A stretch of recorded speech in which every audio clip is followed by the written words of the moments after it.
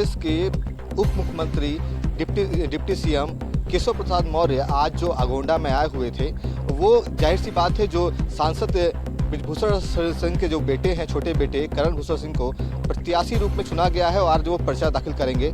आज गोंडा में जब वो आए रघुकुल के मैदान में तो काफ़ी भीड़ लगी हुई थी और उनके लाखों समर्थक आए हुए थे।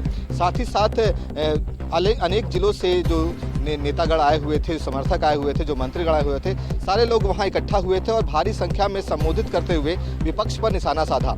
चाहे वो विपक्ष की वो कोई भी पार्टी हो, चाहे वो कांग्रेस की पार्टी हो, चाहे वो मायावती की पार्टी हो, चाहे अखिलेश यादव हो, उन पर निशाना साधा।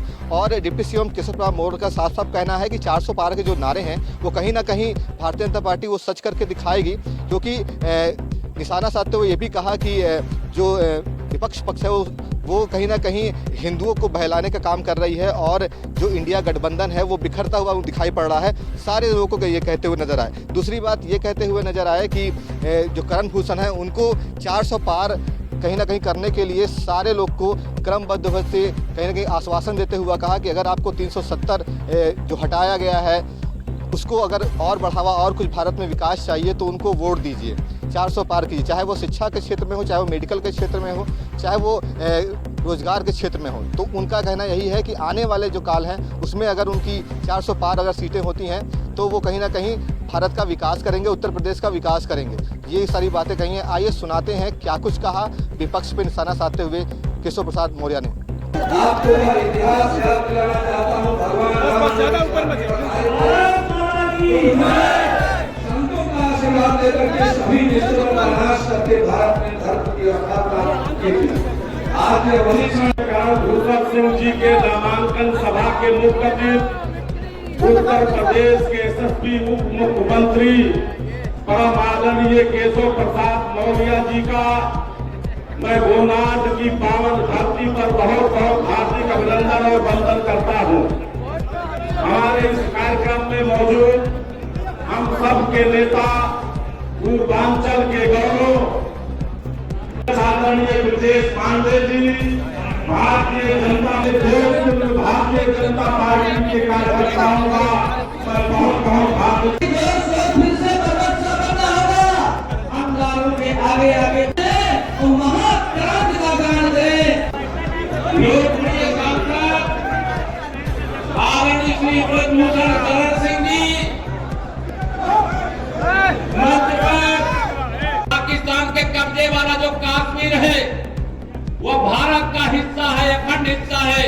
वो चाहिए कि नहीं चाहिए? दोनों हाथ रख नहीं चाहिए कि नहीं चाहिए? अगर पाकिस्तान के कब्जे वाले कश्मीर में भी तिरंगा फहराना है तो 400 पार चाहिए। अगर ये टुकड़े टुकड़े गैंग को सबक सिखाना है तो 400 पार चाहिए। लव जिहाद करके, लैंड जिहाद करके, अबोर्ड जिहाद की बात करने वालों को करारा तमाचा लगाना है तो 400 पार चाहिए। गरीबों को 5 साल तक जो राशन फ्री में मिल रहा है आगे भी मिलता रहे, इसके लिए 400 पार चाहिए। गरीबों की दवाई की व्यवस्था प्रधानमंत्री आयुष्मान कार्ड से हुई है। अब 70 साल से ऊपर के सभी बुजुर्गों को या चिकित्सा सुविधा अगर चाहिए तो 400 पार मोदी सरकार चाहिए।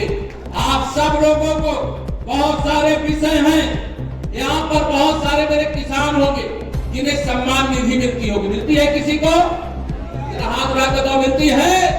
ये अगर सम्मान निधि आप चाहते हो जारी रहे तो 400 पार के साथ मोदी सरकार चाहिए। कहो तो मोदी सरकार को 400 पार के साथ बनाने का काम करिए।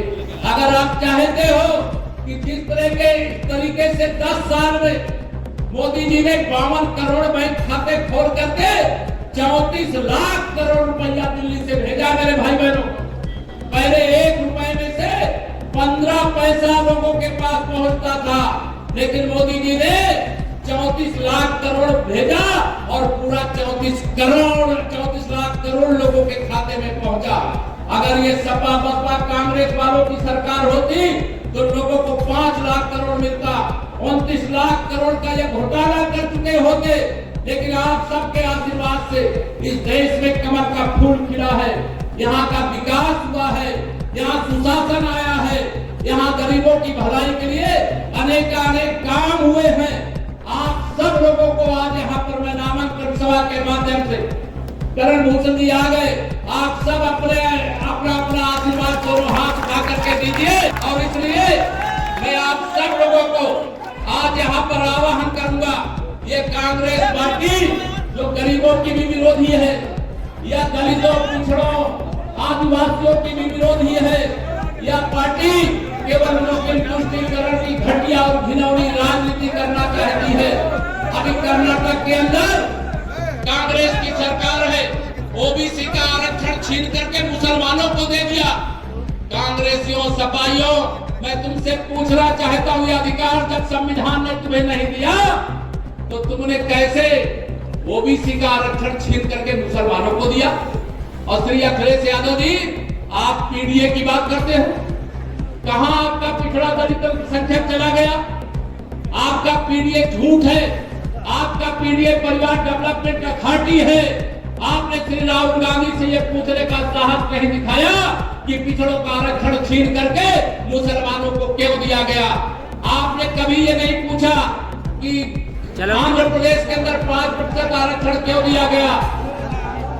इसलिए आप सब लोगों को मैं यहाँ पर कहना चाहता हूँ, मेरे भाई बहनों, 2024 के इस लोकसभा चुनाव को ऐतिहासिक बनाने के लिए, कमल का फूल खिलाने के लिए, विकास की गारंटी सुनिश्चित करने के लिए, नौजवानों के उज्जवल भविष्य के लिए, महिलाओं के सशक्तिकरण के लिए, सबका साथ सबका विकास करने के लिए, कुछ का साथ गुंडों का, अपराधियों का विकास रोकने के लिए, कमल का फूल खिलाने के लिए मैं आप सब लोगों से अपील करता हूं।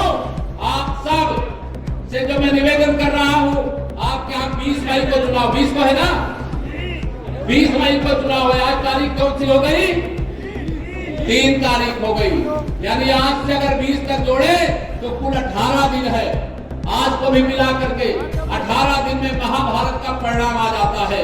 इस महाभारत के संग्राम में आप सभी कार्यकर्ता जो आए उनको भी कहना चाहता हूं, जो समर्थक आए हैं उनको भी कहना चाहता हूं, इस बार मोदी जी ने कहा है अगर मैंने 370 हटाया है तो आप सब कार्यकर्ताओं को मेरा प्रणाम कह करके, जय श्री राम कह करके कह दीजिएगा कि हर बूथ पर जितना वोट पिछली बार मिला है उसमें 370 वोट और बढ़ा दे, जिससे 370 हटाने का परिणाम सामने आ जाए। जो लोग अपने अपने बूथ पर 370 बढ़ा सकते, जरा हाथ उठा बताओ मुझे। सब लोग बढ़ा सकते हो तो मेरा आना सार्थक हो जाएगा। अगर 370 हर बूथ पे आपने वोट बढ़ा दिया तो चाहे सपा वाला हो, चाहे कांग्रेस बसपा वाला हो, चाहे कांग्रेस वाला हो, उनकी जमानत कोई बचा नहीं सकता है। आप में से कई लोग राम जन्मभूमि पर भव्य मंदिर की लड़ाई लड़े हैं। यही सपा बसपा कांग्रेस के लोग किस प्रकार से हमारा आपका उपहास करते थे कि रामलला हम आएंगे, मंदिर भव्य बनाएंगे, लेकिन तारीख नहीं बताएंगे। लेकिन जब तारीख बताई गई 22 जनवरी 2024, जब देश के प्रधानमंत्री एक राम भक्त के रूप में अयोध्या आए, उसका निमंत्रण श्री राम जन्मभूमि तीर्थ क्षेत्र ट्रस्ट की ओर से भगवान श्री राम को काल्पनिक बताने वाली कांग्रेस को भी दिया गया। राम भक्तों पर गोली चलाने वाली समाजवादी पार्टी को भी दिया गया। लेकिन ना श्री राहुल गांधी आए और ना श्री अखिलेश यादव जी आए। लेकिन श्री अखिलेश यादव जी, मैं पूछना चाहता हूं, आपको मुख्तार अंसारी की कब्र पर फतिहा पढ़ने का मौका मिल गया, लेकिन रामलला के प्राण प्रतिष्ठा में आने का आपको मौका क्यों नहीं मिला? आपने रामलला का निमंत्रण ठुकराया है। जिन लोगों ने रामलला का निमंत्रण ठुकराया है, 2024 में उन्हें ठुकरा दो। ठुकरा दोगे? 2024 में उन्हें ठुकरा दो। आप सब जानते हो 2014 से पहले ये जितने विपक्षी नेता हैं, ये वोट मांगने के लिए जाते थे तो जालीदार टोपी लगा के जाते थे। जाते थे कि नहीं जाते थे? आप बताइए 2014 के बाद किसी को जालीदार टोपी लगा के वोट मांगते हुए देखा है क्या? ये क्यों हुआ? क्योंकि आपने कमल खिला दिया माननीय नरेंद्र मोदी जी को पूर्ण बहुमत से देश का प्रधानमंत्री बना दिया। अगर आप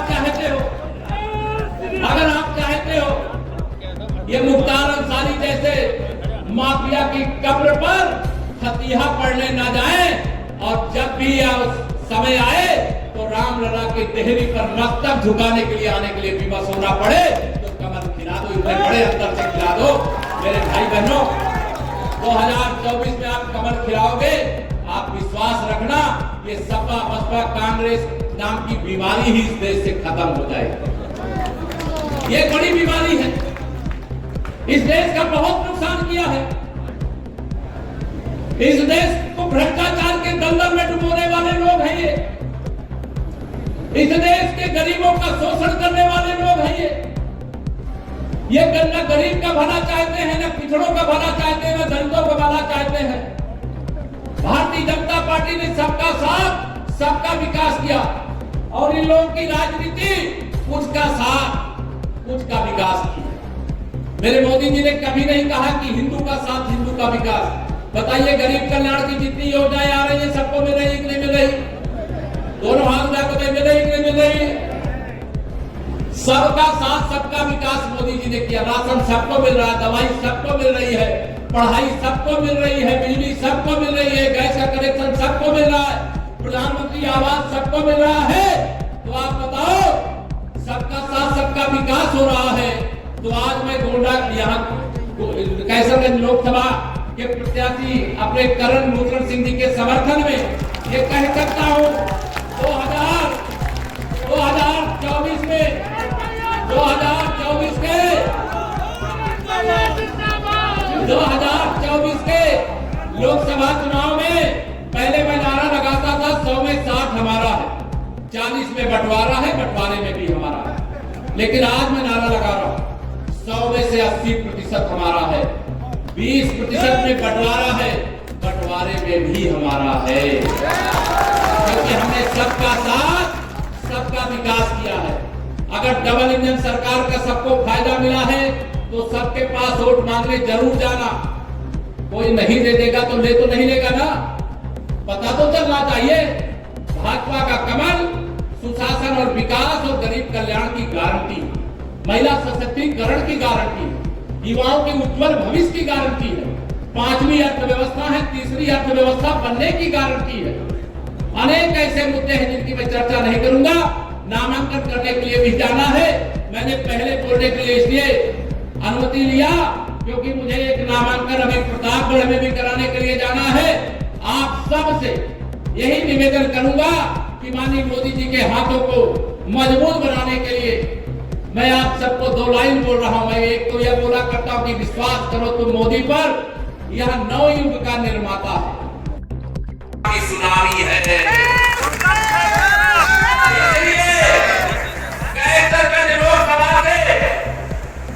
उत्तर प्रदेश की जो रिकॉर्ड वोटों से जीतने वाली सीटें होगी उसमें करण भूषण जी को भी रिकॉर्ड वोटों से विजयी बना करके सपा बसपा कांग्रेस का यूपी में खाता खुलने वाला नहीं है। उनको ये मालूम है कि अब सपा समाजवादी पार्टी, बसपा बिल्कुल समाजवादी पार्टी और कांग्रेस मुक्त भारत होने जा रहा है। आज मैंने देखा सुबह जब आ रहा था बहुत सारे पत्रकार में बताने लगे कि राहुल गांधी जी अमेठी से प्रत्याशी घोषित हो गए, उन्हें बनारस से घोषित हो गए। मैंने कहा अमेठी छोड़ करके भाग गए क्या? तो बताए हाँ अमेठी छोड़ करके भाग गए, रायबरेली आ गए हैं। हमने कहा 2024 को रायबरेली भी छोड़ करके भाग जाएंगे और कमल का फूल इस बार अमेठी में भी खिलेगा और रायबरेली में भी खिलेगा। मेरे भाई बहनों, 2024 की लोकसभा चुनाव में ऐसा नेता इस धरती पर एक बार ही आता। दूसरा मुझे कहना, घर घर में खुशहाली पहुंचे, घर घर में खुशहाली पहुंचे, बस इतना फर्ज निभाना है, बाकी सब मोदी कर देंगे। तुम्हें कमर का बटन दबाना है, करण भूषण सिंह को रिकॉर्ड वोटों से विजयी बनाना है, विपक्ष का जो भी प्रत्याशी हो उसकी जमानत जब्त कराना है। यही निवेदन करके, यही प्रार्थना करके भारी मतों जिताइए। बीच में जब अवसर मिलेगा अभी फिर सभाओं में आएंगे। आज इतना ही निवेदन करके देता हूं अपनी वाणी को विराम। जरा दोनों हाथ उठा करके पूरे जोर से बोलिए जय श्री राम,